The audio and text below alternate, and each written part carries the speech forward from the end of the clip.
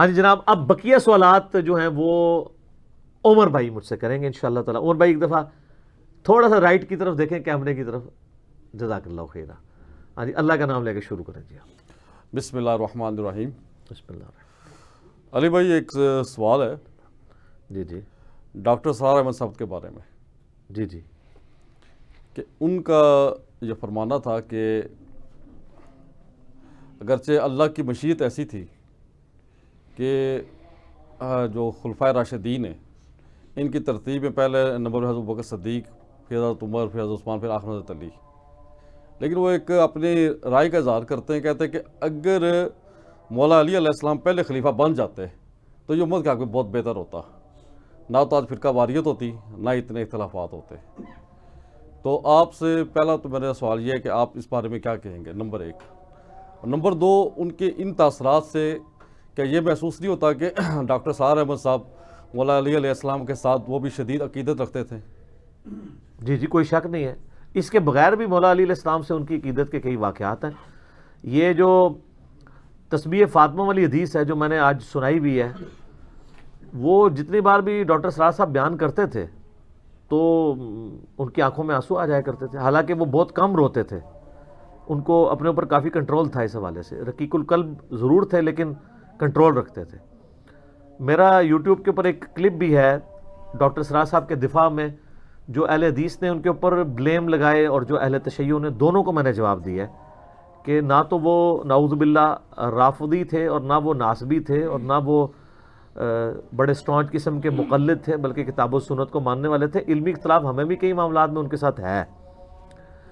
باقی یہ تو کلیئر ہو گیا کہ ڈاکٹر سرار صاحب سیدنا علی کی محبت کے بغیر ایمان ہی کامل نہیں۔ مسلم شریف کی حدیث ہے 240 نمبر، علی سے محبت نہیں رکھے گا مگر مومن، علی سے بغض نہیں رکھے گا مگر منافق۔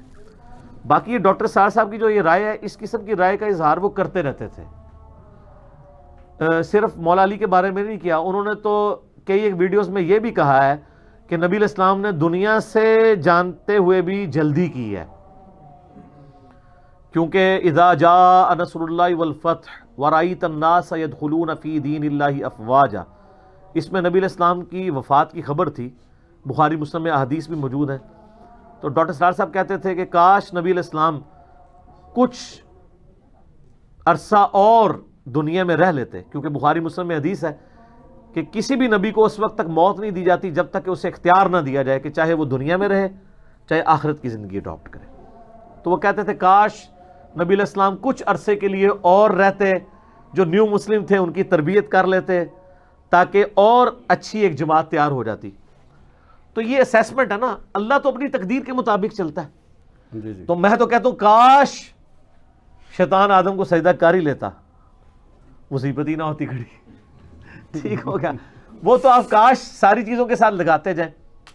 باقی اگر مولا علی علیہ السلام کو پہلا خلیفہ چن لیا جاتا تو یہ ڈاکٹر سرار صاحب کا یہ کہنا کہ اس کی وجہ سے فتنہ ایڈریس ہو جاتا، تو فتنہ ایڈریس اتنی آسانی سے ہونا نہیں تھا۔ اس کی وجہ یہ ہے کہ جن لوگوں نے بعد میں مخالفت کی ہے نا،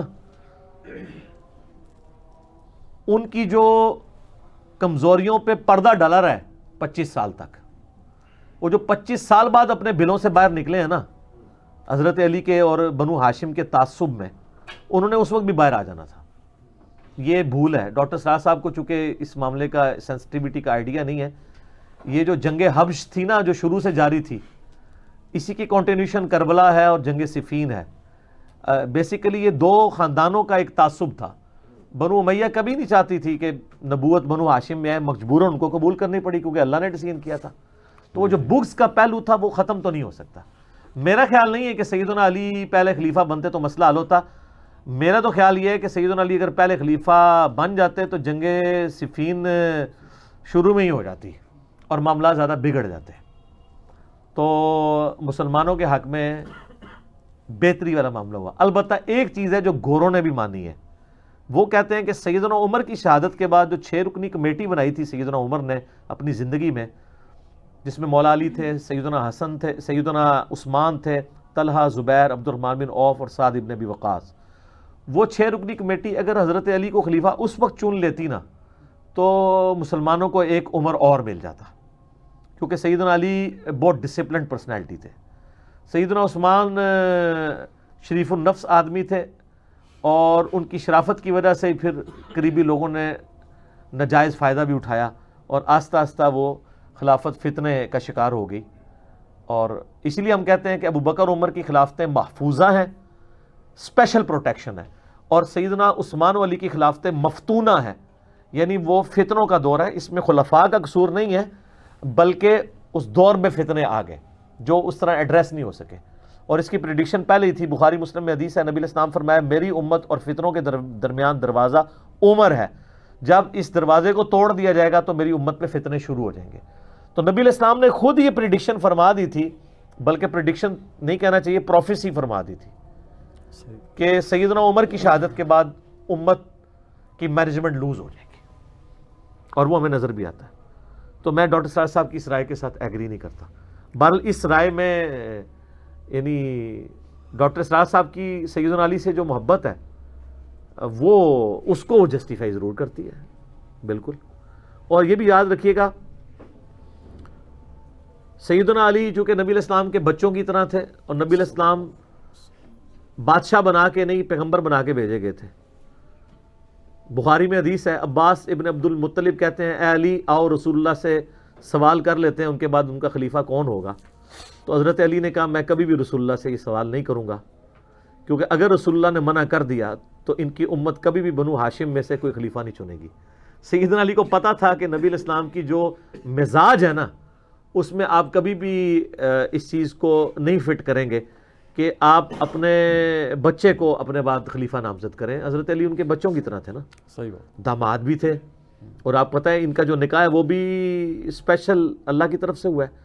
اللہ نے یہ ڈیسائیڈ کیا تھا کہ آل محمد جو ہے صلی اللہ علیہ وآلہ وسلم وہ اولاد علی ہوگی. سنن نسائی میں حدیث ہے حضرت ابو بکر عمر نے بھی رشتہ مانگا تھا سیدہ فاطمہ کے لیے, تو حضور نے انکار کر دیا تھا. اور جب پھر حضرت علی نے مانگا, اس وقت تک ابو بکر عمر تو داماد بن چکے تھے نبی علیہ السلام کے, تو پھر حضرت علی کا ایکسیپٹ ہو گیا. تو یہ ایک اسپیشل ایک معاملہ تھا جو سیدنا علی سے آگے معاملہ چلنا تھا. اس لیے طارق جمیل صاحب کی میں اس دن بات سن رہا تھا, حضرت علی کی شہادت پہ ان کا ایک چھوٹا سا کلپ چڑھا تھا 21 رمضان کو, انہوں نے نا وہ تازہ کلپ ہی ریکارڈ ہوا تھا رمضان کی ان کی رات کی کلاسوں میں. تو انہوں نے کہا کہ اللہ تعالیٰ نے جو حکومت کا معاملہ ہے نا بنو ہاشم کے دامن کو اس سے بچا کے بعد میں رکھا ہے. حضرت علی رضی اللہ تعالیٰ عنہ یا امام حسن نے تو خود ہی اس سے, کیونکہ اندازہ ہو گیا تھا اس طرح کے معاملے میں کہ یہ اب معاملہ, تو اللہ تعالیٰ نے بیسیکلی ان کے دامن کو بچایا ہے ان فتنوں سے جو بعد کے حکمرانوں کو ان فتنوں سے گزرنا پڑا. آپ دیکھ لیں کہ حضرت میر معاویہ رضی اللہ تعالیٰ عنہ کی صحابیت اپنی جگہ, لیکن ان کے دور کے اندر جو کچھ اسلام کے ساتھ ہوا ہے, بخاری مسلم سے میں نے اپنے کربلا والے ریسرچ پیپر میں کتنی دردناک باتیں, تو اللہ کا شکر ہے کہ اللہ تعالیٰ نے ان کو محفوظ کر لیا اس معاملے میں. ٹھیک ہو گیا جی. اب دوسرا سوال.